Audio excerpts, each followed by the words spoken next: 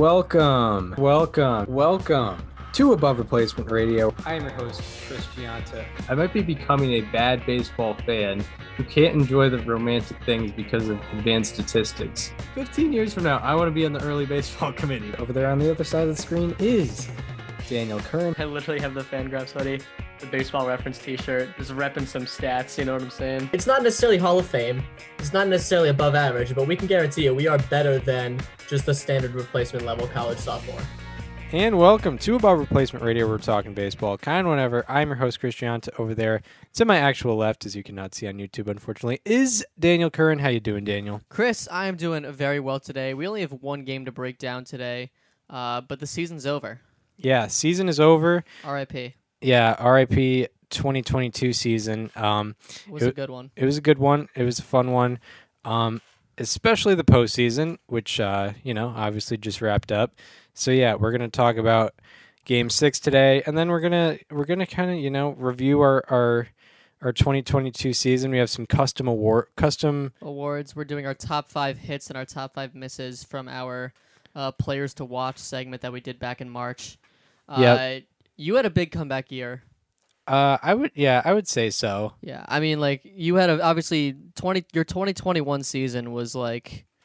Like Chris Davis's 2018. Yeah, it was pretty rough, that's for sure. This year you were more like I would call myself don't use one of your players to watch as this analogy. Yeah, I almost want to now. Yeah. I'd call myself maybe like Nick Pivetta. It was all right. Yeah. It was decent. Yeah. Had some good moments, had some bad moments. But you're not like upset that it happened. Yeah, I had a season that you put me in an average rotation. It just works out. You get a job. The fit's there. Yeah. Right. Mm-hmm. Exactly. Yeah. 2021. I mean, some flops included the likes of Tim LaCastro, who got DFA'd. Got DFA'd by the worst team in baseball, the Arizona Diamondbacks, who went 52 and 110. But they still did not have room for Tim LaCastro. There was also like Tanner Rainey, who I think finished strong. He had like a negative FIP in September or something crazy like that. Was that Rainey or Lucas Sims? Both. It was definitely Lucas Sims, but I think Rainey also finished strong. Yeah, I just know Rainey, he had when I highlighted him, I was like, his walk rate went down, and then his walk rate went way the hell up. Went right back to where it was before. You had oh my god, I'm blanking on the name. The Oscar Mercado. That was 2020. That was 2020. Okay. Yeah, that flopped that seed. That flopped every year since 2019. Yes. Unfortunately.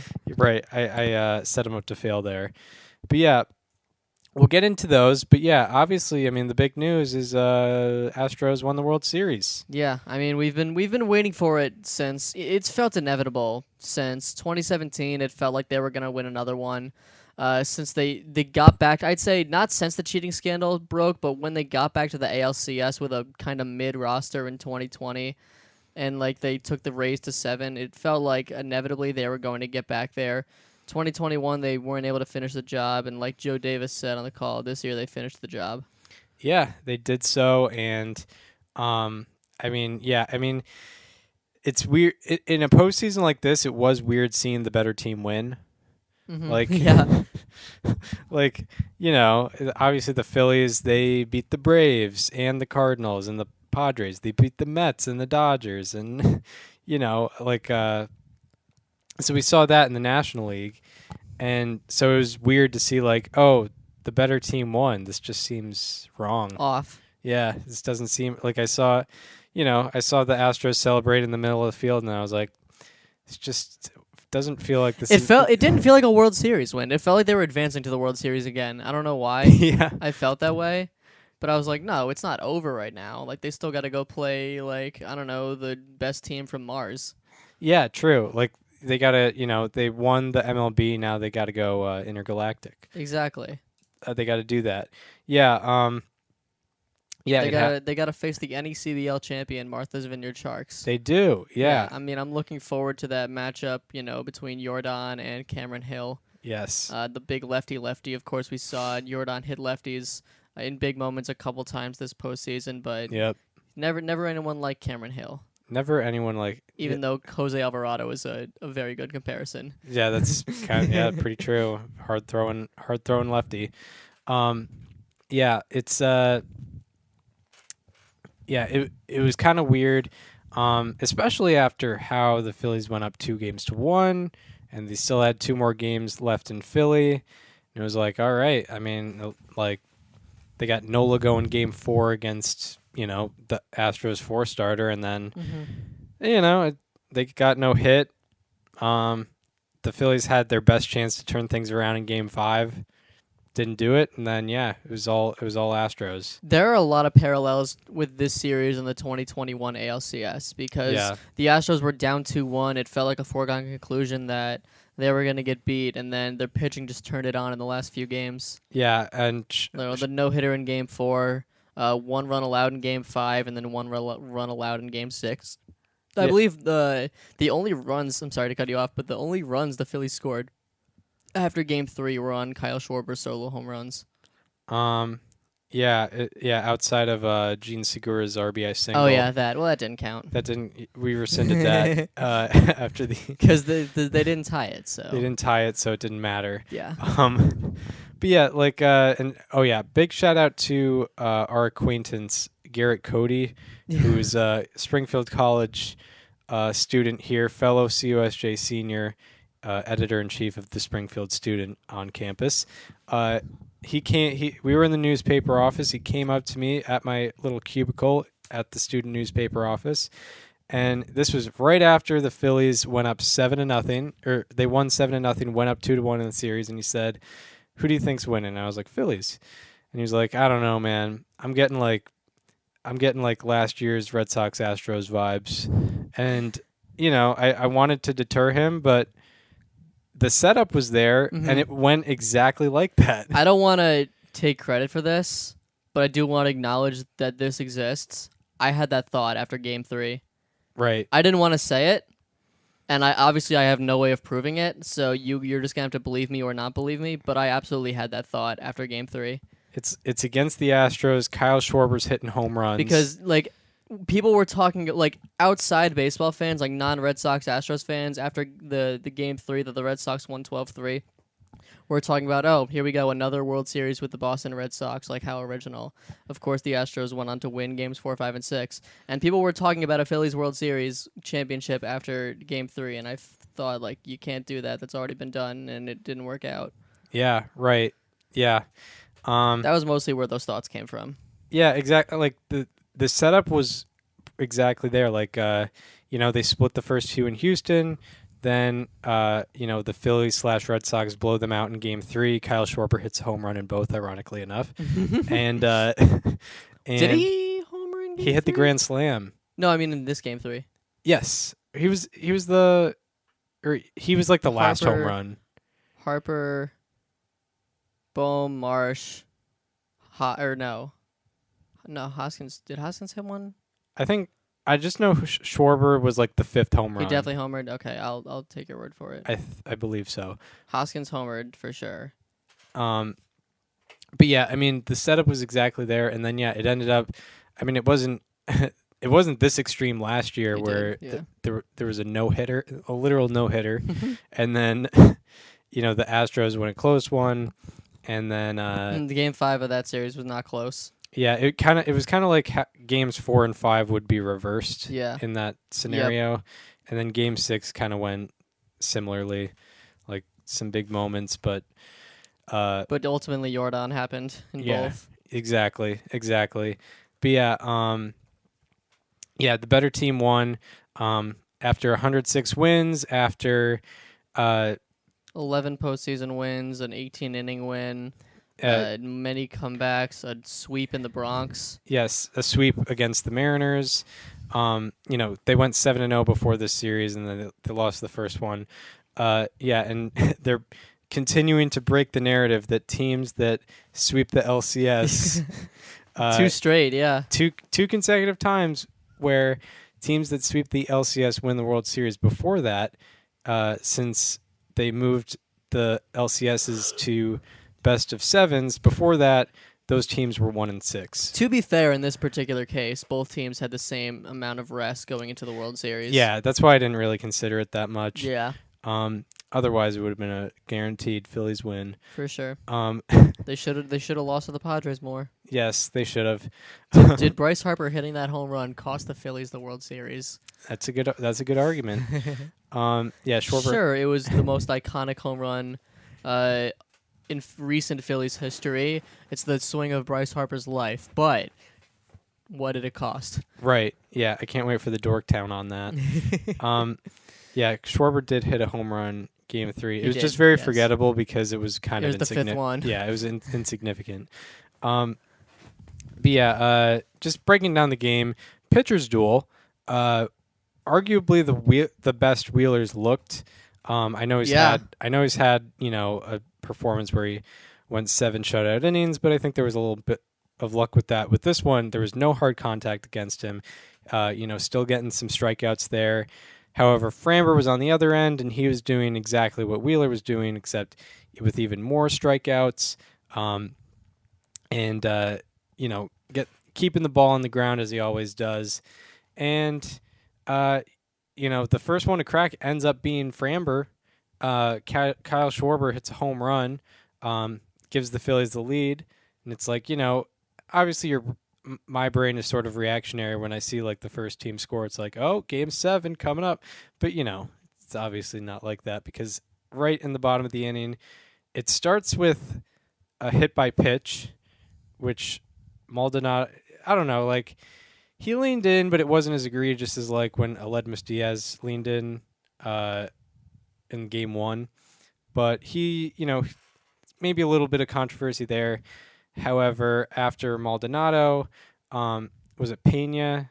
Altuve must have gotten out, and then Pena hit a single that moved him to third, and then Yordan Alvarez hits a 3-run home run that goes 450 feet, travels at 113 miles per hour. And then, considering how great the Astros bullpen has been, it was kind of like game over after that. Yeah, it was. I'm sorry. I'm looking over some stuff. The Yordan homer? Yeah. Yeah, that was it. It was funny because Wheeler was looking really good up until that 6th inning. He hadn't given up a ball with a exit velocity above 90 miles an hour until Jeremy Pena hit that 95 mile an hour single through the middle that brought Altuve to third. That was really nice base running from him because I didn't even consider him going to third, and he was there felt like before the center fielder even fielded the ball. Yeah, right. Yeah. Maldonado was on the bases. It was weird to think of him going first to third. But he did. But yeah, that didn't end up mattering because Yordan just hit it way over, and then he gets driven in eventually by Vasquez, and then it's Astros bullpen from there. And quite simply, it's just they win the ball game. They're up by 3. They're going to win the ball game. Yeah, it was what, Neris, Montero, and then Presley to finish it off. Or no, it was Abreu, not Montero. Yeah, right. Yeah, so Montero. Neris getting the 7th was very cool against his old team. Yeah, big third out, big strikeout for the third out, where he was really pumped up, maybe the most pumped up he's ever been on a baseball field. That was pretty cool to see. And yeah, I think what everybody is what the most consensus we can get from this Astros World Series championship is happiness for Dusty Baker. Absolutely. That shot of all the coaches around him swarming him was very nice. Yeah. Made me very happy. I don't know if you saw the replay from the dugout, but he didn't even watch the final play. He was updating his scorecard as Kyle Tucker was catching the ball. Wow. Which is just that's a true Dusty move. It's beautiful. Yeah, it's something. A baseball lifer, absolutely. He won the 1981 World Series as a player. 41 years later, he gets the opportunity to manage a World Series team. And, his story with the Astros, that's where you just take all the pre-2020 Astros stuff out of it. Where it's he took over. He was the most apologetic about the scandal, despite not being involved in it at all. He was literally managing a different team.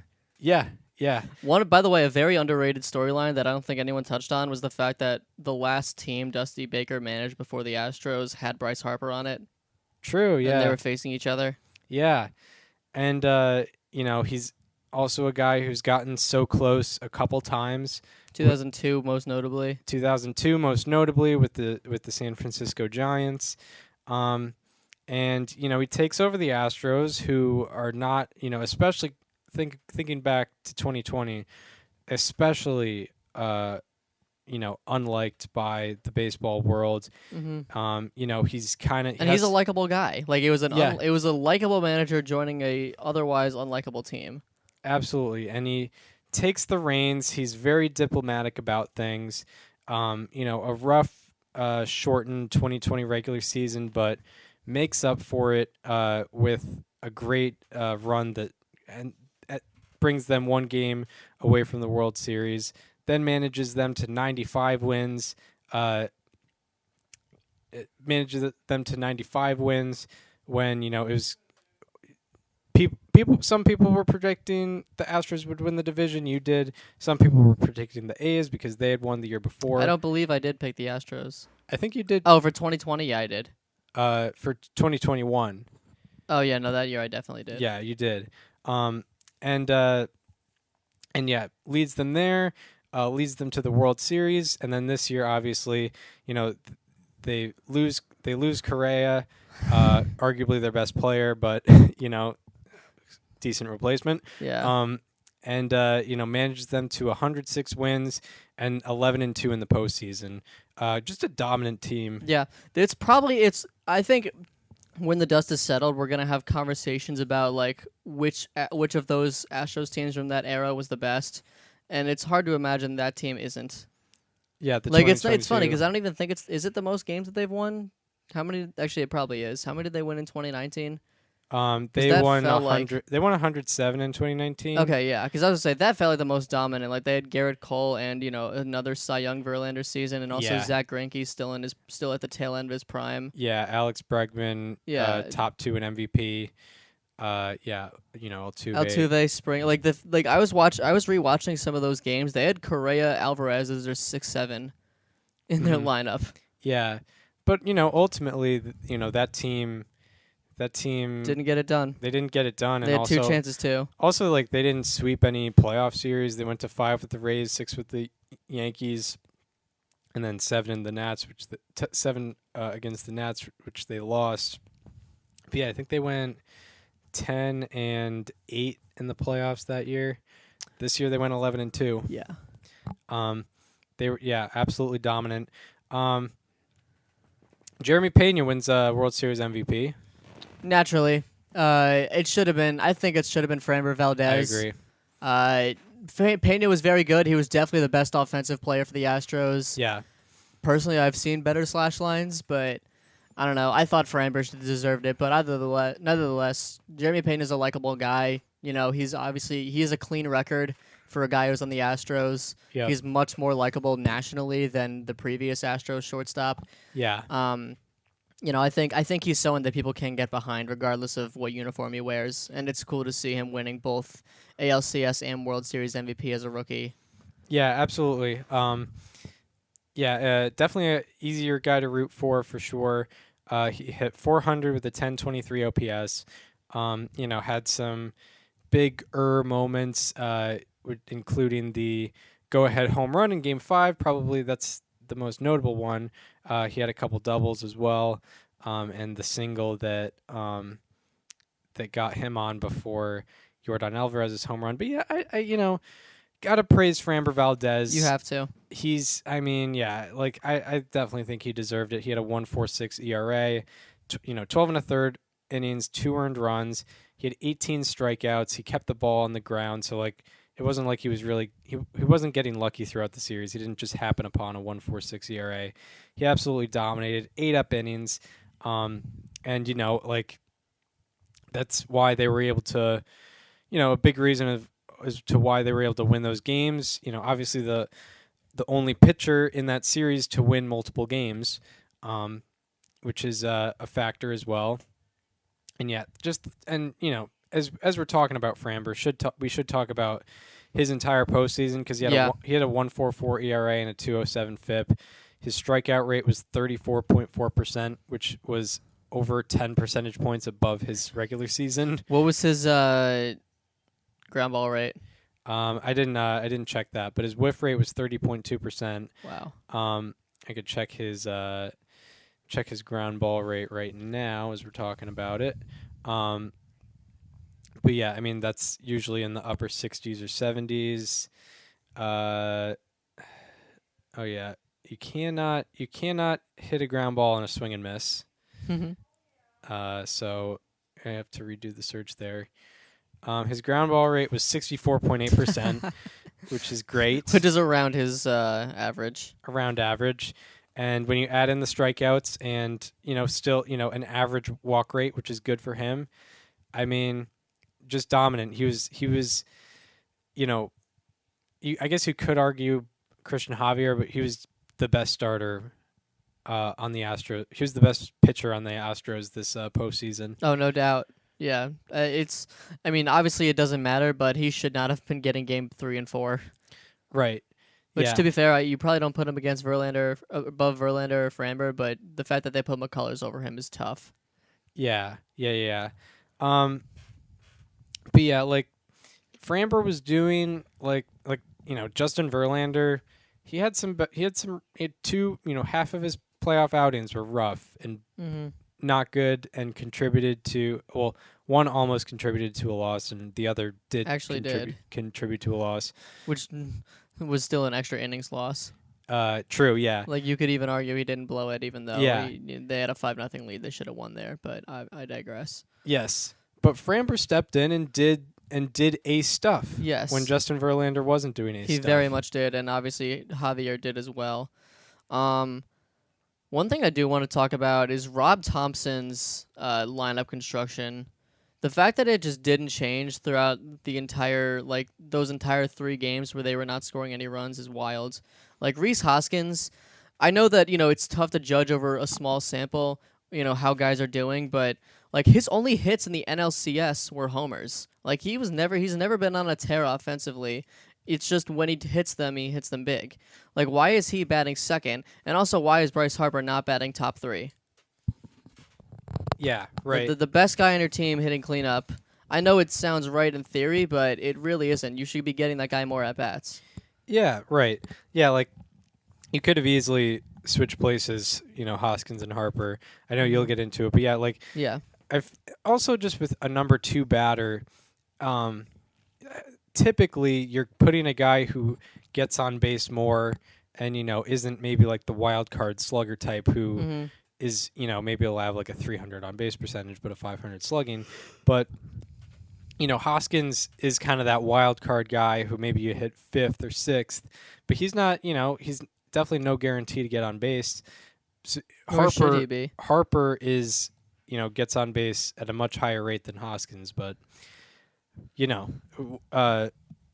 what more thoughts do you have on the lineup construction? If I were the manager, I would go Schwarber first. I think that's fine. You keep him there. And then I would go Real Muto second. I know that he only hit 167 this series, but that's still better than Hoskins and Castellanos. And I think he can be more of a consistent hitter and can get on base more.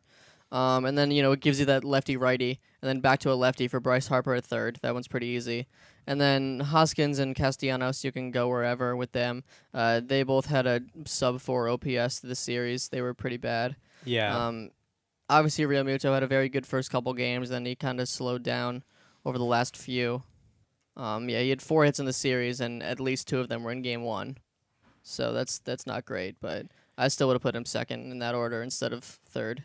Right. Yeah, I agree that Hoskins being number 2 is definitely the most egregious. Like at least with Harper, you can argue cleanup hitter. You want him with guys on, but you could still get that at third. You should still get that at third. Right. I'm trying to look. Yeah, Nick Castellanos didn't hit a single home run in the playoffs. No, he didn't. I was just realizing that. I was thinking back to the big Castellanos moments, but There didn't were happen. there really weren't any. Like, yeah, he kind of, like, because of how good the Phillies offense was, you didn't realize how bad he was doing. But Nick Castellanos had a 478 OPS in 17 playoff games this year. In other news, world peace has been achieved. Yeah, I mean, that's good news for the rest of the world. Especially with elections coming up, like it's a good sign. Yes, very good sign. And all this talk about the economy and democracy on the line, but Nick Castellanos just had a horrible postseason. Like, what are we doing stressing about the bad things in the world? Yeah, I'm looking forward to the $1.25 gas prices that are incoming after a performance like this in the World Series. Yeah. He did. You know what's very funny too is that he was actually really good on defense this whole series. Yeah, it was a real flip flop there. he did a quick swap. Yes. He did not. Yeah, he was not showing up, especially with the home run ball. Kind of weird, but yeah. Who are some other shout outs? Framber, obviously good credit. Javier we talked about last episode. Brandon Marsh was solid throughout the whole postseason. Yeah. I know he was on the losing team eventually, but he definitely played very well. He obviously homered in that one game. I thought he did pretty well while he was in there. Especially for a guy who was regularly in the 9 spot. Brian Abreu was awesome. Yeah. Ryan Presley was awesome. Hector Neris, 2 scoreless innings. I know that it's only 2, but he was excellent. Jose Urquidy in that one game was solid. Verlander got a win. He did. Pitched well enough to get one. Yeah. Ryan Presley went 11 innings, no earned runs, 13 strikeouts, 3 walks. I'm looking for Brian Abreu because he's the other guy. Like, Foolish Baseball actually had a stat about him where I think he was like third most strikeouts in a postseason in which a run was not allowed. That makes sense. Behind like Cody Allen, funnily enough, and another yeah, guy. He was nice in 2016. He was great. And Brian Abreu, 11 1/3, no runs allowed, 19 strikeouts, 4 walks, 108 FIP for Brian Abreu. Stuff was looking nasty as well. Absolutely. Just lots of swings and misses coming from him and his slider and his fastball. And yeah, I mean the Astros bullpen was talked about a lot for good reason. I mean, they were, once the Astros got a lead late in the game, you just knew it was over. No doubt. Yeah, I mean, especially in the way that it happened, like Yordan crushed that ball 450 feet to dead center. It's funny, like you literally, as a cliche, you just say, 450 dead center. That's literally that's quite literally what won the Astros the World Series. Like it was exactly 450, and it was dead center. I tweeted this, but it really makes me wish we have Towles Hill still. Yeah, Can you imagine, like, just the image of a ball going over the hill? Back at the wall. At the hill. Marsh trips over the hill. It's out of here. To be fair, it was Veerling, but yes. It was Veerling. Yeah. Yeah, that would be It's just Matt Veerling running up the hill, just not even looking. The ball just clings off like 20 feet above it and comes back into play. I know it was probably physically dangerous, but the image of a professional athlete just like stumbling up that hill, like as he's looking up in the sky on that stage, it's like it's a shame. It's so funny. It's a shame that the Astros got rid of Towles Hill right before they went on this amazing run where they were in the postseason for a deep run every single year. Yeah, exactly. Like it was I think they had it in 2015. Yeah. Well, I remember there were postseason games then. I remember they got rid of it right before 2017, and like the ironic thing was like, they sacrificed Towles Hill for a World Series. They got rid of Towles Hill so the camera could be closer to. Oh yeah, that's true. To the field. That's funny. But yeah, great moments, great performances by the Astros. And the Phillies. I'm just picturing Veerling just running straight up that hill. Like he's not even looking at the ball. He's not even looking up. He's just running back, being like, I know it's out there somewhere. I'm going to turn around eventually. And it's just 30 feet over his head. the most egregious thing about that was they had flagpoles in Yeah, the field in the field of play. Like that was the most dangerous part about it. Not Yeah, that like there was a that's hill. like a flawed high school field. Yeah, Like everyone had that one high school field. Mostly baseball, because other sports are, the field is very, very cookie cutter, and there's no, the regulations don't appear to be any different. But like there was always that one really weird baseball field that you played on. For me, there was a field with just a straight fence across the whole outfield. yep. So like the left and right fields were like way deeper, but center field was the shallowest part of the outfield. Yeah, that's very funny. What was your weird high school field story? Well, actually, it was probably like the last high school game I ever played. It was in Thomaston, Connecticut. Mm-hmm. Yeah, there was a hill leading up to the parking lot in left field, but it was part of the field of play. It was like it was like huge. Where like it was way steeper than Tal's Hill. Like you would have to climb it. Yeah. So there was that, and then there was like, the classic like softball fields that's part of center field. One thing to note about that one field, it also had the shortest backstop you've ever seen. Mm-hmm. Like if there was a pass ball and a guy was on third, you weren't scoring. Yeah. Like it took like 2 steps back for you to be out. Like you just weren't scoring. It was as simple as that. Right. Yeah. Yeah. Weird fields. I'm trying to find videos of this field just for reference. Weird fields can be funny. Absolutely. Yeah, this is the best shot I got. Like you could see how close the camera is from home plate, and like the Yeah, It's a yeah. straight Right wall field outfield. is like right field is Dude, like I played right field there. It was the most pressuring thing ever. Because my like if a God. ball got by you, it was an inside the park home run. yeah, that sucks. But yeah, so Astros win. Any other takeaways from the series? I mean, it was cool to see this Phillies run. I think it's something that we're going to talk about for a while. 100%. And I mean, I think this is the ultimate. Like, people need to get over the cheating stuff. Oh yeah. Like, people won't, and that's whatever. You know, there will always be the people that say, "Oh, they're still cheating, definitely." And breaking news: nothing's ever going to come out. Yeah. Absolutely, especially because there's a bigger emphasis on looking at them. Yeah, I'm pretty sure there was some sort of like people paying extra attention. Right. Yeah, absolutely. Yeah, the Phillies run was cool. This whole postseason was cool. Like, you know, the idea that it was Phillies Padres instead of what obviously should have been Braves Dodgers again. Mm-hmm. That was a fun thing. That was awesome. It was a good postseason as a whole. Now that like this postseason lasted so much longer than any other, or maybe besides 2020, but it's so funny now that we're at the end of it to think about the random teams that were in it. Like the Rays were in the postseason. Yeah. The Blue Jays were in the postseason. The Cardinals, even though Right. they literally won their division.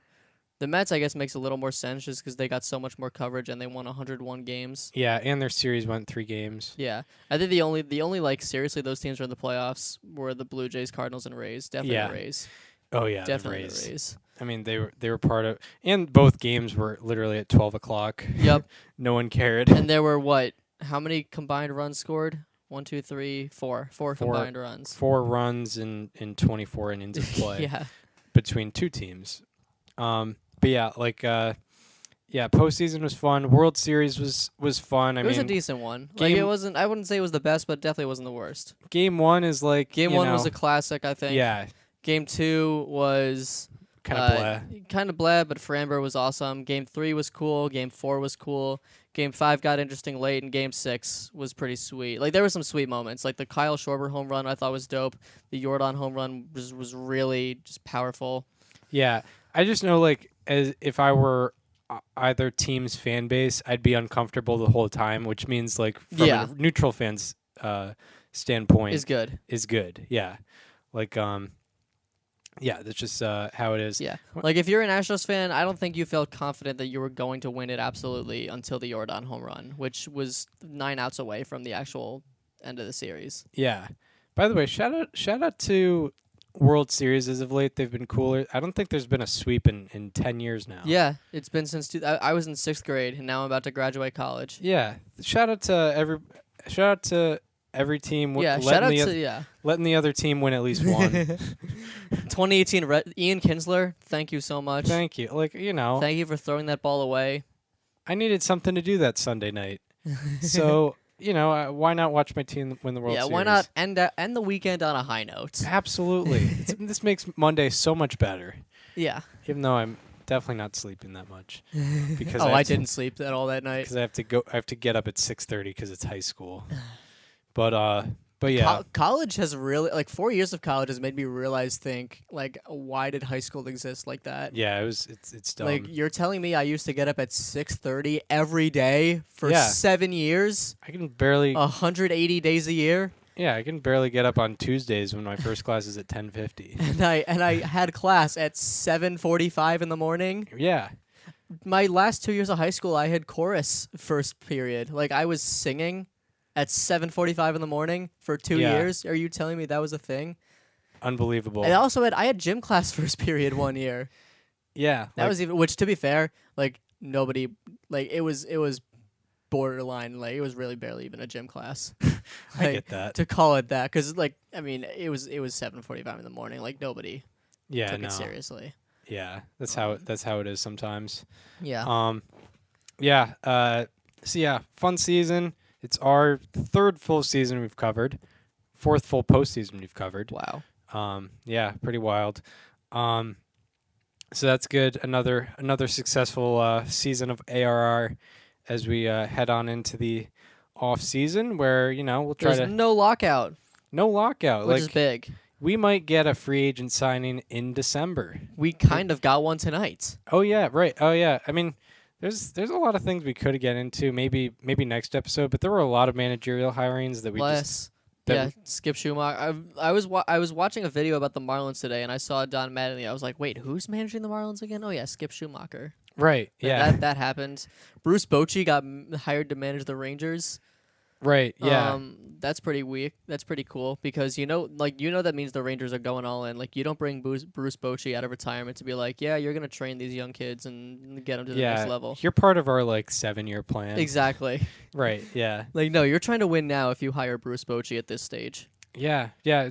It's pretty interesting. Considering they are a developing team. Who else is hired new man? Oh yeah, the White Sox. Pedro Grifol. Yeah. It's funny, I saw it was a guy, and I've never heard of him, and I was like, you know what? Great hire. This is what they need. Yeah. He clearly was born, I think he was born in 1950. Yeah. I bet, the Google trend for Pedro Grifol age just completely spiked. Yeah, I bet he's seen, a probability chart before in his life. I bet he's seen an RE24. Yeah, in his life. Yeah, it's I can deal with that. Yeah, he was born in 1969. Yeah, heck yeah. So when I said 1950, I meant 1970. So unfortunately, he wasn't born then. But yeah, he was. So he's 53 right now. Yeah. Well, actually, he's 52 because his birthday's in late November. Shout out November birthdays. Yeah. Yeah. Woo. Woo. Yeah. It's the only start the off season on a high note. But yeah. I'm gonna check the Google trend for that. We gotta love that. But yeah. One of the most fun things is people cared about this at a certain time, which even though that just makes sense. Yeah. It's looking up what channel is True TV and seeing it spike every single March. Right. Yep. Exactly. 100%. Yeah, and it's just random, a random college basketball player just gets Googled. Yeah.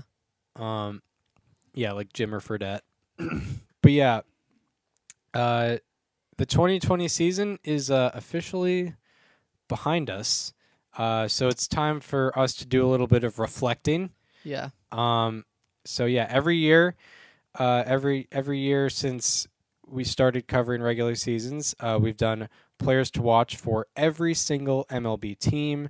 And usually it's an under the radar guy who we expect to kind of pop off this year, get more people's attention this year. So a lot of the time, a lot of the time it's a risk, but a lot of the time it comes out as a reward.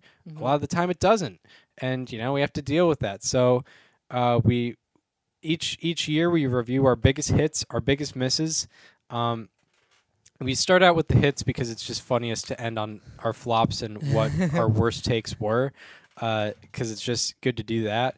So yeah, I mean, what do we want to? So yeah, do you want to start off with? Should we? So I'm assuming we both went top 5. I went top 6. Okay. So I'll let you start then. Yeah, I'll do. We'll alternate. So my number 6 hit was Tommy Edman. One. He improved. So, his OPS plus went up 17 points. He finished second in stolen bases in the National League. He actually had 2 more than last year. And he had a career-high 5.6 FWAR. So, Tommy Edman, before the season, you wouldn't think of him as a 5-win player, but he went out and did that stuff. Who is your number 5? Yeah, excellent job. I put 5 and then 3 honorable mentions. Nice. So I guess I could have put 8. Yep. Or I guess 7. You'll see what that means later. My number 5 was Patrick Sandoval. Nice. Who, he played for the Angels this year, obviously. Left-handed pitcher. I believe he was the last qualified starter to give up a home run. I think he gave up his first home run in late May. Yeah, I remember that being early a thing. June. He ended up leading the 77 American League pitchers in home runs per 9 with .48 this year. His strikeout to walk numbers remain solid. I'd say the only reason he's 5 and not higher on this list is because he didn't qualify for the ERA title. He pitched 148 and 2/3 innings, but other than that, Patrick Sandoval had a solid season on an otherwise forgettable Angels team. Yep, 100%. My number 5 was Blake Snell, who, I mean, when I picked him, I think a lot of people still associate him with his Cy Young and being dominant in the 2020 playoffs, but he was coming off a year where he had a 4.20 ERA, and for most of the season his ERA was above 5, but he ended it very, very well, so I pointed that out. And Blake Snell, his ERA plus was better by 19 points this season. His ERA went down by .82, his FIP went down by 1.02, and his walks per 9 went down by 1.2. So, Blake Snell, what the hits are based on is if they improved and how well they improved. So I also considered expectations into mine. Yes, 100%. So your number 5? My number 4. Your number 4. Yeah. So this guy, performance-wise, probably better. He was definitely better than my 4th best player, but I think he had higher expectations than everyone else on this list. Yep. My number 4 is Alek Manoah. Oh, yeah. He had a really excellent season, a 2.24 ERA in 196 innings pitched. He decreased both his walk rate and his home run rate pretty significantly. His strikeouts went down, but he was still able to get outs, obviously. Yeah. He was an all-star, a Game 1 starter on a playoff team. Alek Manoah is my number 4. Yeah, my number 4 is someone behind the dish in Sean Murphy. His OPS plus went up 22 points. He had 5.1 FWAR, which was 3rd most among catchers. So, right now he's probably one of the better catchers in baseball after a season like this. And he also had 37 doubles, which was the most among catchers. That's fun. Your number 3? So my number 3 is another catcher and also an outfielder, Dalton Varsho. Yeah. Of the Arizona Diamondbacks. I tweeted this out today, but he became the first player in Major League history to have multiple seasons with 30 games recorded at catcher and center field. Yeah. He did so in 2021. He did it again in 2022. This year he transitioned into more of an outfield priority role. He played the outfield a lot more. Last year he played catcher more, and it resulted in him having a 4.6 FWAR this season. Makes sense because of defensively he was able to shine a lot more. I think he had a lot of range. He has very good sprint speed. He just had an excellent production for the Diamondbacks all year. Defensively, one of the best in the game. 106 weighted runs created plus in a very pitcher friendly ballpark. You'll take that. So Dalton Varsho is my number 3. Yeah, absolutely. My number 3, we had the same Blue Jays player to watch, so I'm mentioning Alek Manoah again. Okay. His ERA plus was better by 35 points.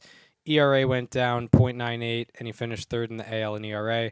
However, he did have higher expectations, and his peripherals didn't have the same drastic improvement that his ERA and ERA plus did. Your number 2. Yeah, this is fun because I like remembering who you had. Yep. This one I'm pretty proud of. Nathaniel Lowe Yes. from the Texas Rangers. He had a 140, I believe it was a 143 weighted runs created plus. He was tied for the third highest weighted runs created plus among first basemen, only trailing Freddie Freeman and Paul Goldschmidt, and he was tied with Pete Alonso in weighted runs created plus. Yeah. That's pretty impressive. I believe he had one of the top 15 weighted runs created plus in the entire league among qualifiers. I mentioned that he was going to take a step forward in playing with Simeon and Seager, and he certainly did that at a first base. Nathaniel Lowe is my 2. Yeah. Wow, he had the same weighted runs created plus as Pete Alonso. That means weighted runs created plus is useless because Alonso had the most home runs and RBIs. So Yeah. Yeah. Did he have the most home runs? No, he didn't. I was going to know say. he had most. He RBI. definitely had the most RBI. And he had 40 home runs or something like that. Yeah, and he had 800 RBI, he had for all we know. Yeah. My number 2 is Clay Holmes. That's a great pick. His ERA plus was better by 34 points this year. His ERA, regular ERA went down by 1.06. And I would say he went from kind of a relative unknown to an all-star in this year. I think he did gain some notoriety when he was traded to the Yankees and when he did well for the Yankees last year, but he really established himself as one of the better relievers in the game this year. So he's my number 2. Yeah, I mean, he was the premier ground god throughout the year, like an 80% ground ball rate going into June or something crazy like that. It was insane. He didn't walk a guy in the entire month of May. Yep. Yeah. He was doing really good stuff and, took over. Like, Chapman is kind of done, and it's no problem because Clay Holmes was, there for them in the 9th. Who's your number 1? My number 1, I think you can probably guess who it is. Yeah. This guy was my number 1 on day 1 and on the last day. It was Stephen Kwan. It's not even close.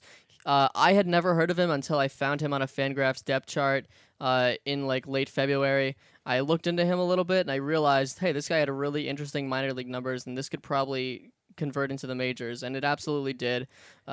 He did exactly what I wanted him to. He hit for average.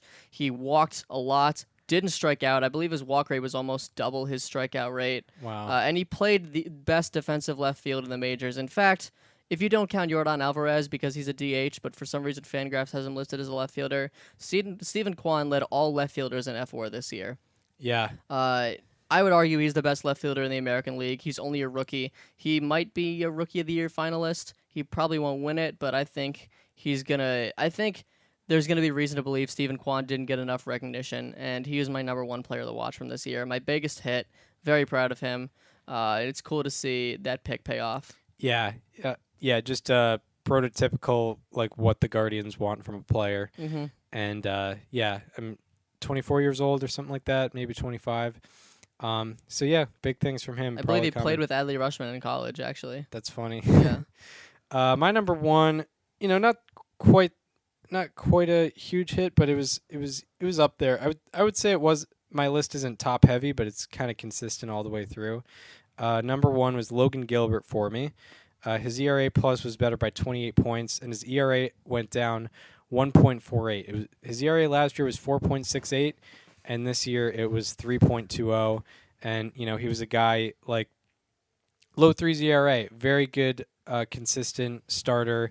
A young guy and, someone who the Mariners are lucky to have control over for the next, I think, 5 years still. Yeah, also pitched very well in the postseason. Second time's the charm.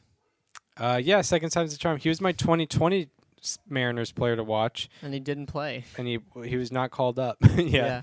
Was that pre-pandemic or post? Because I know we did some of our players to watch pre-pandemic and then some post. I think, I think it might have been like during the pandemic. I think so, because I feel like I remember being at home listening to you saying it. Yeah. Because you know what? It was because my Mariners player to watch was Tom Murphy that year, and I definitely remember telling you that from home. Yeah. On Periscope. It was on Periscope, yeah, because we hadn't made the transition yet. I think that was the last episode we did before transitioning. Yep, it was. I have 3 honorable mentions, like I said. Yep. The first of which is Luis Garcia, the reliever from the Padres. Yep. Age 35 season, he had another really solid season for the Padres. He had a strikeout to walk ratio of 6. I believe over the last 2 years, he has the 10th lowest FIP among qualified relievers at a 2.65. He has been excellent. He had an uptick in velocity this year at age 35, which is very cool to see. My second of which, this is probably the most fun player to watch I had, Harold Ramirez. I picked him as my Cubs player to watch, and a day later he got traded to the Rays, and he hit well over 300. Didn't qualify for the batting title, but he was excellent all year. I believe he had a 119 weighted runs created plus, and it was the first time in his career that he's had an above average offensive season. Yep. So Harold Ramirez was an honorable mention for me. I'd say the only reason he wasn't top 5 was because of the wrong team. Right. Yeah. And then I had to do this. My number 3 honorable mention was Matt Moore, who was not a player to watch this year, but he was my number 1 flop of last year, and he pitched well this year, and I want everyone to know that I was the first one on the Matt Moore hype train. That's true. Yeah. I predicted Bryce Harper would win the 2020 NL MVP. So you were basically right. So I was basically right. I literally did, and yeah, I was a year early. Yeah. Year early. You just knew, or you were 5 years late. True.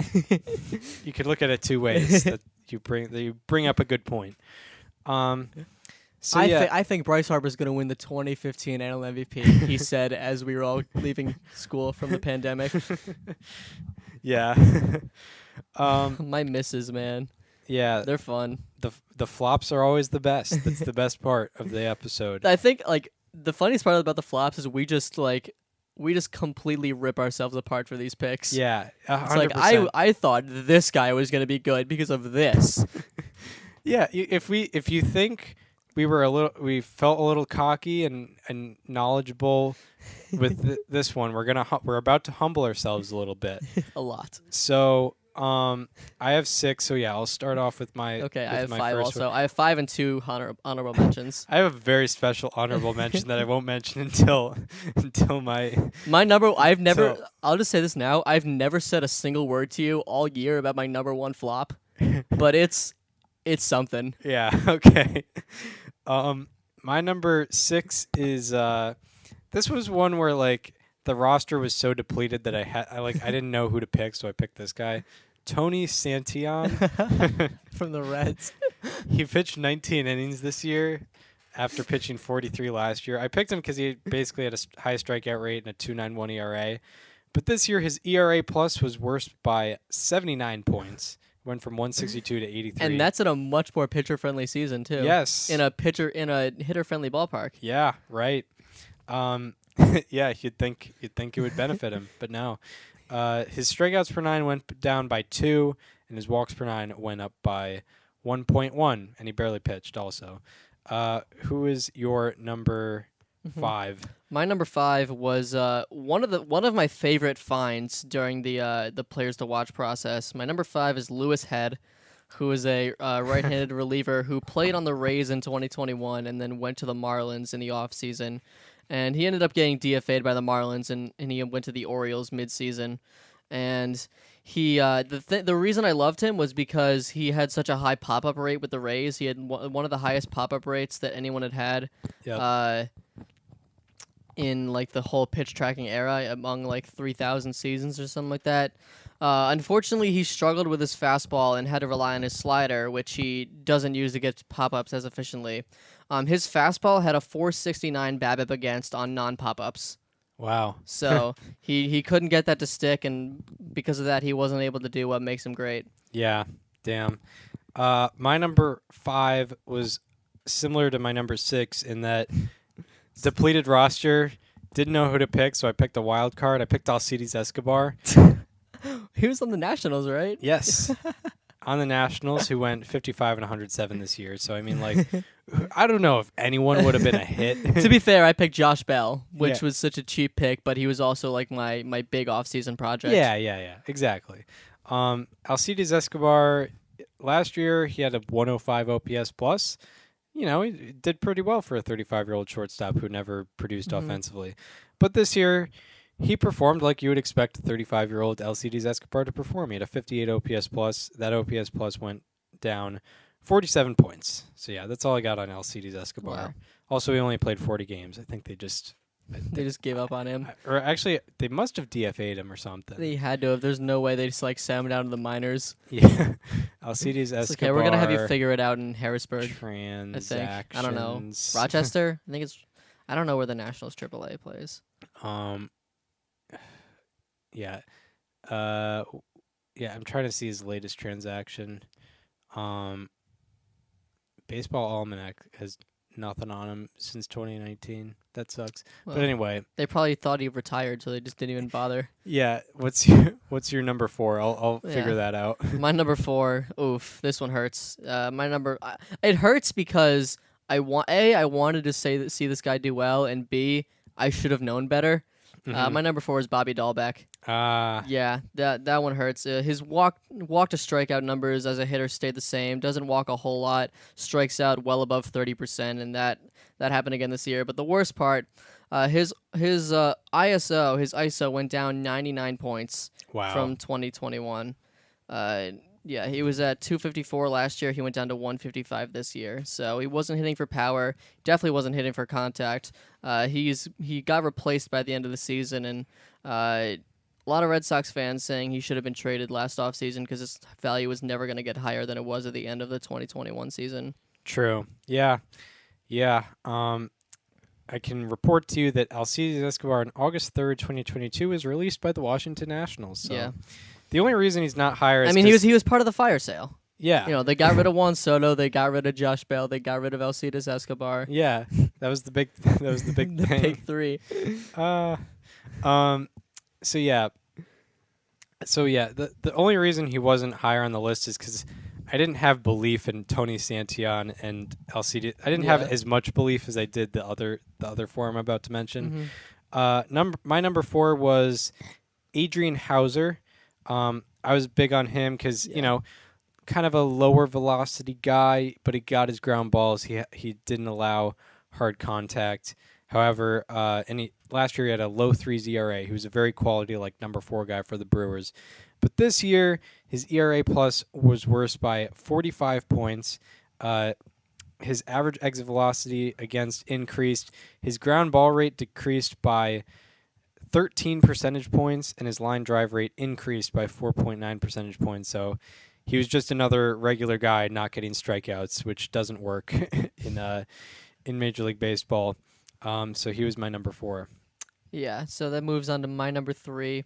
I marketed this guy as being one of the best hitters in baseball over the last couple of seasons, and he took a major step back, mostly due to injury and age and various other things. But Brandon Belt, you kind of forgot he was even there.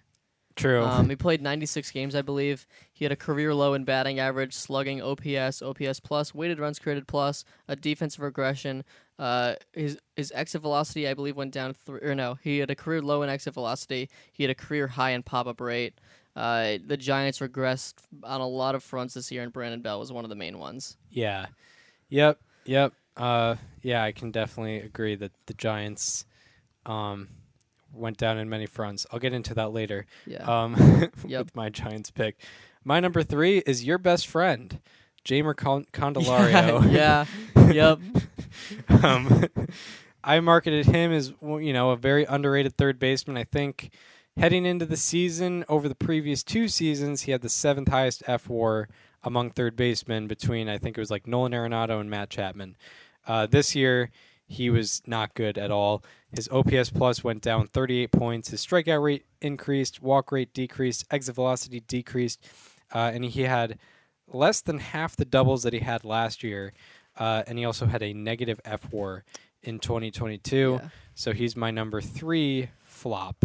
Listen, man, I know that he said on June 16th, after he had finished taking ground balls on the field in Polar Park in Worcester, that he had been feeling fine, but he did hurt his thumb this year. Let's acknowledge that a little bit. That's true. He did have to have an IL stint. So my number 2, he wasn't as bad as everyone else on this list, but this is probably the safest pick that I made throughout the entire process. Mm-hmm. So it's pretty embarrassing to have this one flop, but Tyler O'Neill. That was tough. Oh my God. That was yeah. tough. I said that he could be an MVP candidate. I even considered picking him for my MVP pick. I didn't, but I really thought about it. Yeah. He had league average weighted runs created plus and OPS plus, a big defensive aggression. His exit velocity went down by 3 miles an hour from his last year, and he had a career low in fly ball rate by 4%. When you're a guy that exclusively lives off power, because Tyler O'Neill struck out a lot, didn't walk a lot, and didn't hit for average during his 2021 season where he had a 900 OPS. Yeah. If you're not hitting for power and if you're not hitting fly balls, you're going to have average numbers. Yeah. Like even Aaron Judge had one of the lowest line drive rates in the league this year. Like you'd be surprised how much the big power hitters rely on hitting fly balls as much as they possibly can. And Yeah. Tyler O'Neill didn't do that this year. Right. Yeah. Yeah. Like, yeah, when you're a power guy but not hitting for power and just striking out all the time, doesn't work. My number 2 is another Giants first baseman. You know, makes sense why the Giants had 26 less wins this year because they were full of flops. Maybe most notably Darren Ruff, whose OPS plus went down 60 points from 2021 to 2022. His hard hit rate went down 14 percentage points. It was at like 54% last year, 40% this year. He had negative 1.6 B WAR and negative 0.7 F WAR, and he had the second worst baseball reference WAR in baseball. Wow. So yeah, Darren Ruff, I mean, That's tough. the puns are there. You can finish it for me. He had a rough year. Now on to your number 1. So I'd said beforehand, this is such a hilariously bad pick. Do you have any idea who it might be? No. No? If I told you the team, do you think you'd remember who I had? Possibly. Royals. Royals. Who was hilariously bad on the Royals this year? Was it Whit Merrifield? It was not Whit. No, dude, I'm better than that. Are you kidding me? That just made. Yeah, I just thought like. No, oh, that's fair. The only notable but guy. No, I would absolutely never pick Whit Merrifield in 2022 as my player to watch. Hilariously bad. Chris Bubich. No. Okay, who was it? It was Carlos Hernandez, who had a 7.39 ERA and a 5.20 FIP. He's the first player in Royals history to have a season in the 56-56 club, which of course is 56 innings pitched and an ERA plus below 56, at or below 56. I swear to God, he had 56 innings pitched and an ERA plus of 56 in a pitcher-friendly ballpark. But that doesn't even scratch the surface of how hilariously bad this pick was. So I picked him because if you looked at his Baseball Savant page, I only was on his Savant page because I saw that he had one of the highest fastball velocities in the league, and I wanted to look more into him. Right. And he had never had particularly good numbers. I think he had like a high 3s ERA with like a 4s FIP last year, so he wasn't outstanding by any means. But I noticed between 2020 and 2021, the only years he had played in the majors, there was a big X in his pitch usage chart where like he 100% used the fastball one year and then he switched to like the split finger the next year. And I was like, I want to see what he goes with this year and how it works for him.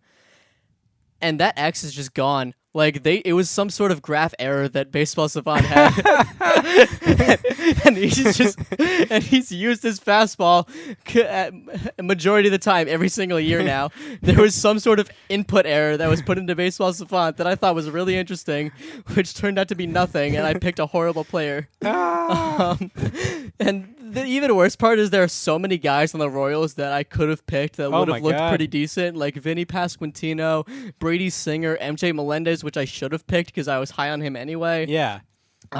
Nick Prado, who you picked. Yeah. Like there are so many guys on the Royals that I could have picked that it would have been like, hey, it's a pretty good pick. Yeah. Like wouldn't have been a top 5 hit most likely, but like I'm happy with how it turned out. But no, I picked Carlos Hernandez because of an input error. Yeah. And he had put up a 7.39 ERA. That is too funny. Yeah. Because it's like if that wasn't an input error, that's a great observation to make. Yeah. But no, it was just Baseball Savant messing up. My number 1 flop is Brennan Davis. So if you're listening to this, well, yeah, he was never gonna get called up this year.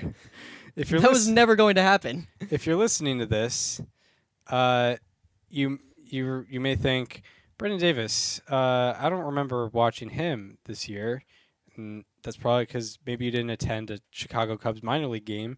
Did he even play? What did he even do this year? Oh, he still played. Oh, actually, he played horribly. That's what I'm saying. Is Yeah, wait a Brendan minute. Davis entered 2022 as MLB.com's number 15 prospect in baseball with an ETA for this year, but instead he hit 180 with a 597 OPS and a 30% strikeout rate in 53 minor league games Among 3 teams. among 3 teams in the minors, and he didn't play in the major leagues at all, and he did horribly in the minors. So, and with the Cubs, I didn't really know who to pick. Like Wilson Contreras was like the only good player, and maybe like even I don't know Adbert Alzolay or Yeah. did he pitch last year? I don't know. He did. Well, he was my Cubs player to watch before 2021, I believe. Yeah, so I couldn't pick him. You could pick him. I mean, like Justin Steele could have been a good pick. Yeah. But Yeah. I picked Brendan Davis because he was like the Cubs' top prospect and he had an ETA for that Yeah. year. But instead he had a sub 600 OPS in the minors. Yeah, it's funny you mentioned that because I was pretty high on that name going into the year. I was like, oh, this will be an interesting guy to watch if he comes to Wrigley. I didn't think he was coming up this year, I'm going to be honest. I actually didn't realize he had played 16 games in AAA the year before.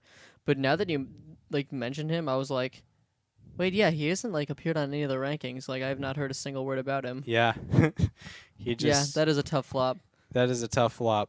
And my number 1 flop of 2022. I have 2 honorable mentions. Kirby Yates, who he did pitch. How much? Oh yeah, I have another flop like that who I didn't He mention.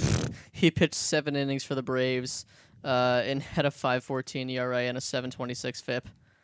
Yeah. And then my second flop, Connor Joe of the Rockies. He had a sub 700 OPS.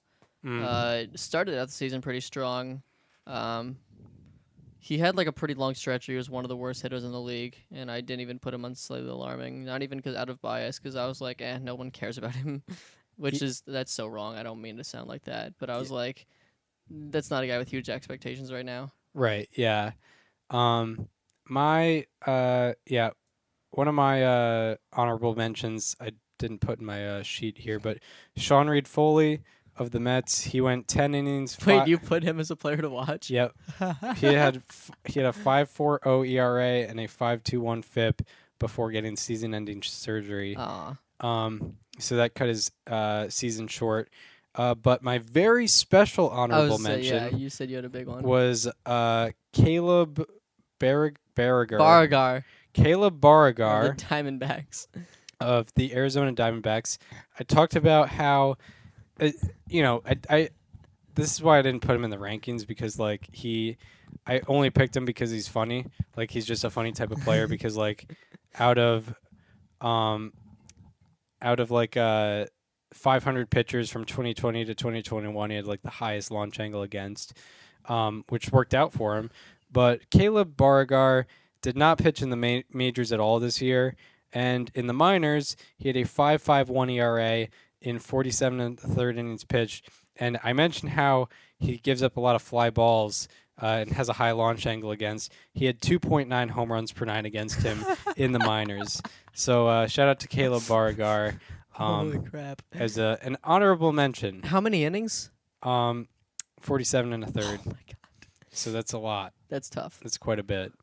I'm very excited for custom awards. But yeah, those are our top 5/6 hits and flops. Congrats to Stephen Kwan and who was your number 1 hit? Logan Gilbert. So yeah, Stephen Kwan and Logan Gilbert, and then I'm sorry to Carlos Hernandez and Brennan Davis. Yep. Yep. Yeah. Sorry for those folks. No one's more disappointed than you, though. I don't know. I guess that's Brennan Davis is our age. I would guess. Yeah. I mean, he's. I think he was drafted out of high school. He was born November 2nd, 1999. Yeah, he's a little older than both of us, but he's basically our age within a year. Yes. Actually, a year and like 2 weeks. Yep. So yeah, those are our hits and misses of the year. And now we have custom regular season awards. We'll get into the actual award season next year or next year. next episode. We'll do it in January of 2023. Yeah. Our MVP picks. By the way, is awards week going to be like pushed back a week because it has to be, right? Because otherwise this would be the week that we like reveal the finalists. Yeah, no. I wasn't prepared to do that. But yeah, so there's the MVPs, Cy Youngs, Managers of the Year, Rookies of the Year. However, this is when we get into custom awards where we have our own silly stuff that we like to talk about. Mm-hmm. So yeah, I have 5. You have 5. Three? So you're gonna start. Okay. So my first award is the Comeback Next Year award, and this is awarded to the player that hit the most ground balls to the pole side while the shift was on. Of course, this player should do the same next year because there will be no shift. True. So the winner of the Comeback Next Year award is Corey Seager. Yeah. Excellent job. Congratulations. Excellent job. 77 ground balls hit into the shift this year. Nobody else had more than 70. Wow. And I believe Marcus Semien was second. Yeah, I remember. Mark Simon had a stat about him. By the way, you know what Mark Simon also had? Someone asked him on Twitter, like, what are you thinking for the final out? And I swear to God, he goes, I'm thinking fly ball to right field. We're due for it. Hasn't happened since 1985. Oh, my God. That's great. Which is so funny because he literally knows the last out of every World Series. So naturally, off the top of his head, he was like, yeah, fly ball to right field is due. Yeah, like the projections are there. Yeah. Like they're over the last 33 years, there's been 2.5 expected last out World Series fly balls to right. But and he nailed it. Yeah, nailed it. Congrats to him. My first custom award, I started this last year. I'm hoping to make this an annual thing. Mm-hmm. But it is the Snowballer of the Year, where I talk about pitchers who get it done with low velocities. Last year, the winner was Adam Wainwright, who obviously, he's an older guy, but, doesn't have the same velocity he used to have. But he got it done. He had a good year. This year, I should name some honorable mentions, or actually, I'll name one honorable mention because he was in high consideration for this award. My honorable mention is Tyler Anderson, who I think he's 6th percentile fastball velocity. He had a 2.57 ERA. The only detriment I had was his numbers against his fastball still weren't that great. He was getting it done on the changeup. That makes sense. To be fair, that is pretty lower velocity. Yes. Yeah, like way lower. My snowballer of the year this year is Nestor Cortez. Yeah. Excellent. Out of 1,890 fastballs that Cortez threw, 72.6% of them were 92 miles per hour or less. And I guess sometimes it's hard to realize that 92 miles per hour isn't that much in today's game. The average four-seam fastball in the MLB this year was 93.9 miles per hour. So if you're below 92, you're pretty below average. Cortez was in the 10th percentile in fastball velocity in 2022, and he still had a 2.44 ERA and a 2.70 expected ERA in 158 and a third innings pitched. Out of 62 pitchers with 150-plus innings pitched this year, his ERA ranked 7th and his expected ERA ranked 5th out of 62. Also, his four-seam fastball averaged 91.8 miles per hour, which is 2.1 miles per hour below league average. And hitters hit 157 and slugged 239 off that 2.1 mile per hour below average four-seam fastball. Out of 35 pitchers to throw 1,000-plus four-seam fastballs this year, his average and slugging against it were the lowest. Wow. And out of 763 seasons with 1,000-plus four-seam fastballs thrown in the pitch tracking era, Cortez's average against his four-seamer was third lowest, and his slugging against it was second lowest. So you went all out for this one. Nestor Cortez, very deserving. Snowballer of all time. Very effective snowballer. getting it done. And those numbers that I just mentioned, where he's second lowest, that's not even with a filter of like below this certain miles per hour. That's included, like, Jacob deGrom is included in those lists with four-seam fastballs, and Cortez was just able to get it done on his four-seam fastball. He caused a lot of pop-ups, a lot of high fly balls. Pretty unbelievable to see the numbers there. So very well deserved Nestor Cortez Snowballer of the Year. So my awards, just in general, I mentioned this to Chris beforehand, but my awards are so random, and they probably won't be back next year. I'll probably just be making stuff up every single year. I love it. Like my awards are like when you randomly go on Savant one day and you're like, I wonder who does this completely obscure thing the most. Yes. That's kind of what I'm. Although this one doesn't make a little more sense. So my second award is the Hershey Award. The Hershey Award is given to the player, a more obscure player that is at the top of the sweet spot percentage leaderboards. Yeah. If you look at the top of the sweet spot percentage leaderboards this year, you'll see guys like Freddie Freeman, JD Martinez, Yordan Alvarez, guys that, are known for being good hitters. But above all is this year's Hershey Award winner. It's Brian De La Cruz. Yeah. He had a sweet spot of 43%, topped everyone in the majors this year. Nobody else deserved it more. Yeah, shout out Brian De La Cruz. He was How About That in September. And shout out to Milton Hershey. And shout out to Milton Hershey in Pennsylvania. Yes. Now on to the Powerballer of the Year, which that's not like you're throwing hard fastballs. That means Powerball lottery. You're getting lucky. You're getting lucky this year. Congratulations. You won the lottery this year because of how much good luck you had. The biggest competitor against who ended up first of all, 2021 winner last year, Marcus Stroman, who, I mean, if you saw his 2022, kind of makes sense. Like he got a little lucky, and then this year it wasn't quite the same for Marcus Stroman. This year, the biggest competitor against the guy who ended up winning was Justin Verlander, who I think he had the best luckiest difference on like WOBA and ex-WOBA, slugging and ex-slugging, and especially on fly balls and line drives, because he had McCormick, Tucker in that outfield helping out for him. This year though, the Powerballer of the Year is Paul Goldschmidt.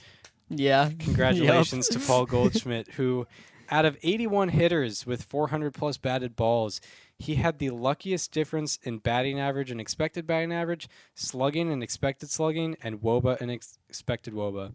He hit .312 on ground balls, which is good for 9th highest, despite having the 39th highest average exit velocity on ground balls and being in the 26th percentile in sprint speed. So he's on the slower side. He wasn't hitting his ground balls hard, but he was getting hits on ground balls. All 8 batters above him in average on ground balls, they all had better sprint speeds than Paul Goldschmidt.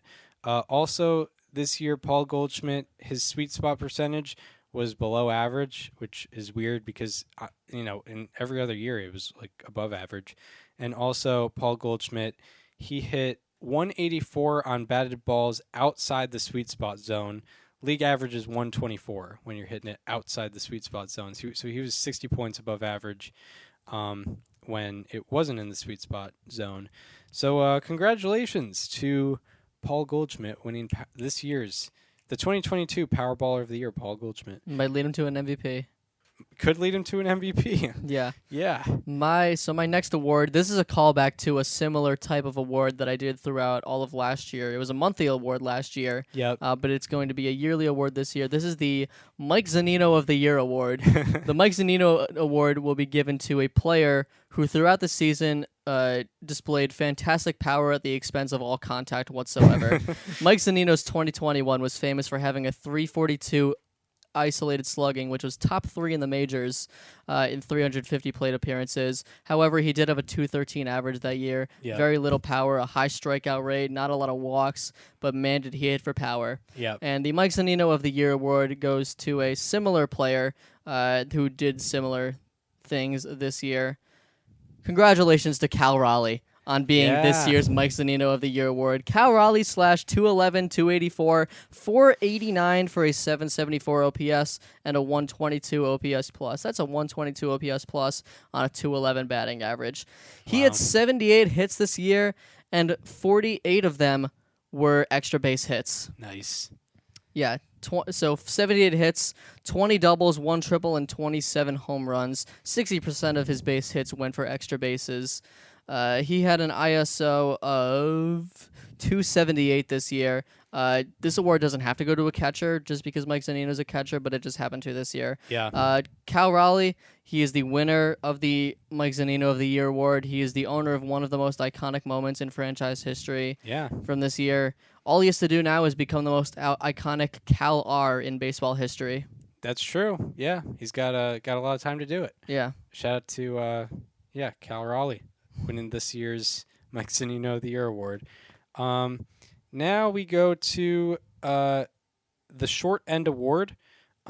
This is the opposite of the Powerballer of the Year. This means he had the worst luck out there. The 2021 winner was Eduardo Rodriguez after he had a 363 BABIP and a 316 average against on ground balls, and it was even worse with runners in scoring position. Some of the nominees include Kevin Gausman, as well as Lucas Giolito a little bit there.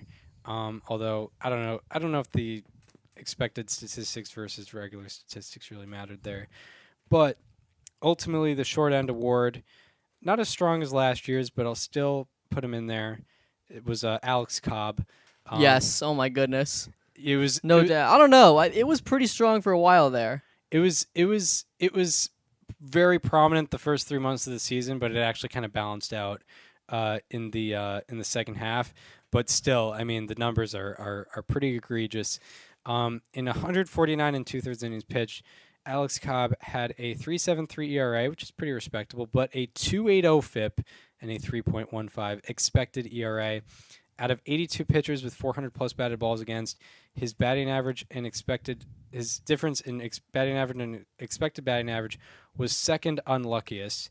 And despite having the second highest ground ball rate, the 7th lowest line drive rate, and the 2nd lowest sweet spot rate against, he had a 338 BABIP, which was 6th highest out of 82. With runners in scoring position, Alex Cobb had a 372 BABIP against. With runners in scoring position, he had a 317 average against on ground balls. With runners in scoring position, he had the 3rd unluckiest difference between batting average and expected batting average. Also, out of 15 pitchers with 250 plus ground balls against, he had the unluckiest difference in batting average and expected batting average on ground balls. He also had a 175 average against on batted balls outside the sweet spot zone. League average is 124, so when it was outside the sweet spot zone, his average was 51 points above average. Also, on ground balls hit 80 miles per hour or less, he had a 224 average against, which was 67 points higher than the league average of 157. And out of 26 pitchers to allow 80 plus such batted balls, the soft hit grounders, Cobb's average against on those soft ground balls was the highest. So all in all, Alex Cobb, very unlucky season for him. The Giants defense digressed greatly, especially in the infield, and Alex Cobb was a victim of that with some bad luck. So yeah, those are all my awards, but we still have some more from Daniel. Yeah, so I have 2 more awards. Each of my awards so far have gone to hitters, and in making these, I realized I needed to give the pitchers some love, so I created 2 more awards for pitchers. The first of which, probably my favorite award, this is the Mercy Award, and it goes to a pitcher that throughout the year, hitters went easy on him. Let's just say it that way. The winner of the Mercy Award is Griffin Jax of the Minnesota Twins. Griffin Jax threw 82 pitches in Game Day Zone 5 this year, which is middle, and 35 of them, making up 42.7%, were not swung at. That is a great award. That is a fantastic award. That was the highest rate in the majors. Minimum 50 innings, 50 pitches thrown in Game Day Zone 5, which is middle, by the way. Wow. That is fantastic. I love this award. This needs to be annual. All right, the Mercy Award will be annual. I'm sweating after that. That is great. Dude, I was going through and that was an idea I had today. I was like, I wonder who's had the most like pitches in Game Day Zone 5 that were just not swung at. I put the total pitch percentage as called strikes because I figured that just any time it's not swung at, it's just a called strike unless there were pitchers that had some balls thrown in Game Day Zone 5. Yeah. But the highest out of pitchers with at least 50 pitches thrown in Game Day Zone 5 throughout the year, Griffin Jacks had the highest percentage of pitches that ended up being called strikes. 35 out of 82, 42.7%. Yeah. Matt Brash was second by 0.4. Nice. Yeah. But you know what? Matt Brash just has nasty stuff. Yeah, he's got good. It's like, oh, I thought this was gonna move 17 Dude, inches to the after right. the show, we'll watch some Griffin Jacks Game Day Zone 5 being taken. Yes, it's some classic film. Yeah. And your final award. Yeah. So my final award. This one might be a little controversial actually, because we were kind of just discussing this the other day. But my last award is the Prince of Pop-Ups. This is going to a pitcher that gives up a lot of high fly balls. Christian Javier would be the winner if we were going all pitchers, but I'm going with a smaller sample size, so there will be a different winner. I just found out today that this guy still plays. Congratulations to this year's winner of the Prince of Pop-Ups. It is Corey Abbott of the Washington Nationals. I love that. Corey Abbott, 61 of his 141 batted balls against were above 33 degrees. That is the end of the sweet spot threshold. 43% of his batted balls were high up in the sky to the point where it wasn't even the right kind of contact. Yeah. So those are my 5 awards. Congratulations to Corey Seager, Brian De La Cruz, Cal Raleigh, Griffin Jacks, and Corey Abbott. Yes. Congratulations. And I guess we will be having a committee hearing on if we want to make the Mercy Award an annual thing. Yeah, that'll be fun. Because I mean, it's pretty anyone can win it. Anyone can win it. Yeah, it's not as long as you throw 50 pitches in Game Day Zone 5, you are in it to win it. Right. Yeah. It depends on how nice the hitters are feeling that day or those days. That is very funny. Very, very good. Mm-hmm. So yeah, those are our custom yearly awards. Yeah, congratulations to all the winners. But yeah, that should do it for this installment of Above Replacement Radio, the last episode of 2022, where we're talking about baseball that just happened. Yeah, a great season once again of baseball coverage. This is the 44th episode of the season we did. I think last year we did 55. We definitely did a lot. I mean, we also had a lot going on. We were a lot busier. Chris and I both had a baseball related internship over the summer, which was a very great experience for both of us. Definitely something that's gonna stick with us for a long time. Yeah. Yeah, shout out to the New England Collegiate Baseball League for allowing us to hop on board. We actually very briefly did a podcast over there. Yep. We got to cover some baseball over there, do a lot of similar things that we do on this show, which, it was very cool to do that professionally. Yeah, absolutely. Yeah, that was a lot of the reason why we couldn't do as much. We were also in bigger roles with student media here at Springfield College this year. Yeah. Next year, we'll be a month out from graduating by the time the season starts, and then who knows what happens after that. But, ARR is going to continue. We're going to stick with this as long as we can. Absolutely.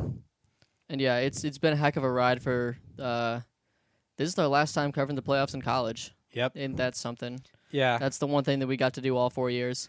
Yeah, and, there's definitely going to be a sense of nostalgia we'll have of, we're literally just talking in my bedroom right now. Mm-hmm. With the podcasted in so many places on campus. Yes.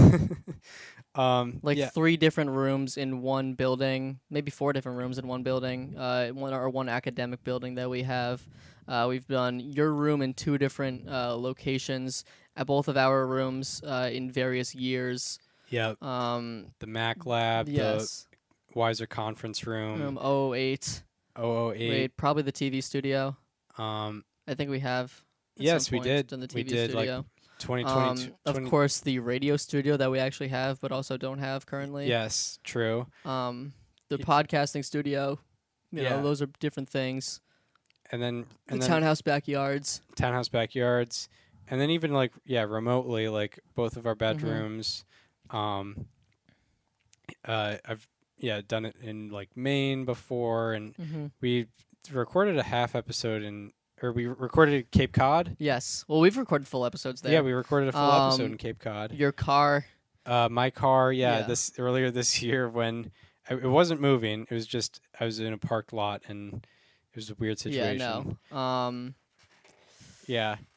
Yeah. A lot of good stuff. Yeah. Yeah, I think you did it in Vermont, as you mentioned. Yes, I did do it in Vermont. Yeah. Yeah. Wow. Yeah, fun stuff. Yeah, our last full season we just covered in college, it's been quite a ride, but it's gonna be a ride that continues outside of college. This is not the end by any means. Yeah, not to be all sentimental, but there's literally no one I'd rather talk baseball with than you. That's absolutely right. Yeah. Because it just makes sense. Whatever this is, it's felt very right. I've never mentioned this before to you off camera, but I'll never forget coming into wow, this is getting so sappy for no reason. But coming into our dining hall, our freshman year, both like a month into college, we had spoken maybe like twice.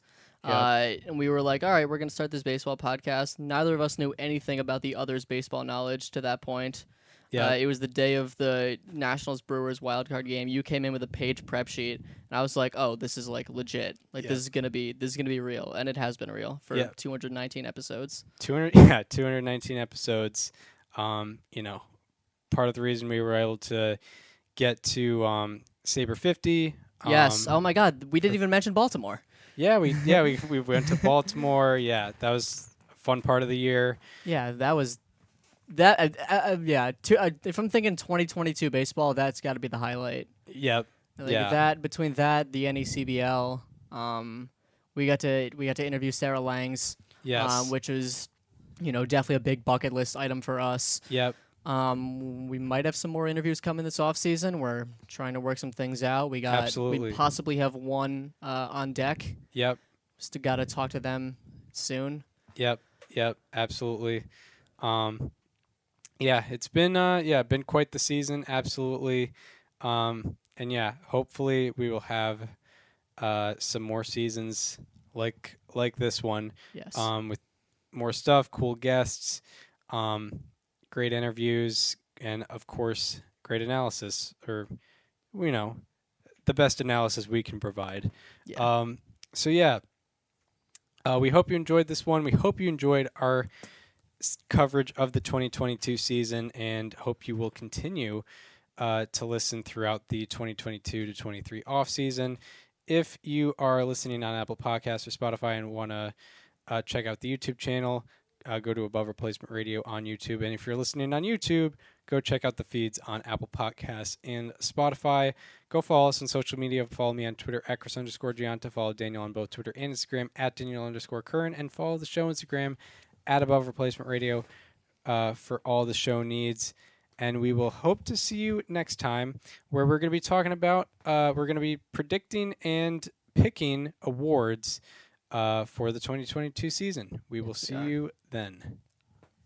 This conversation is over.